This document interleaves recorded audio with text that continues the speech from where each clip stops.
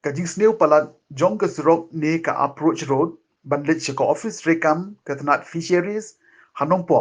ka bajengai tang ngomba sans meter na ka surok ba ka labo jing e ki babon ki pat ba ha ba kilit don kam ha ki te ko office na ka liang ki pat ba kimla klem de khnyom ni pen pau ko jing seu binyo kham cham le le ha ka poslam ba wat ka surok ru ka kala long pun ban kum ka wa ka betu da ka Kajing sneu palat jong kani ke serok kala bu jing wat ikitu ki balik daki kali bat kalong ke bapang met shibun ba wat ki kali ru ki dudut ha ka jinglek ban jurip ya kate ke surok la shem baki pat ba ki dehok ban ut namar kamlong shu ka basuk ye ki ban let don kam sha kate ka office ha ba ye kren bat unong ai kubor jong umau por u superintendent of fisheries nongpo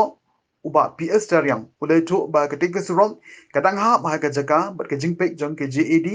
bala long try da ka sorkar bar kajing sneu jong ka ni ka surok ka de na ka daw kajing shlei ba biang ka na la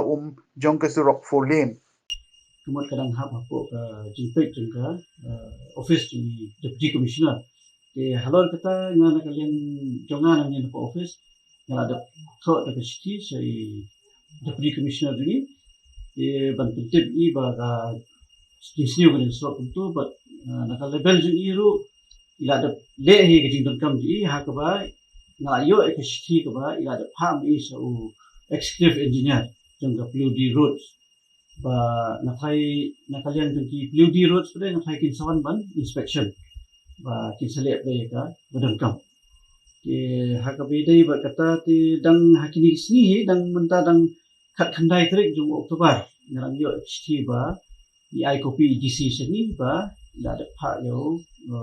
executive engineer PUD ban mun le badan kam ini kerban ba kini sini kita wan ban le no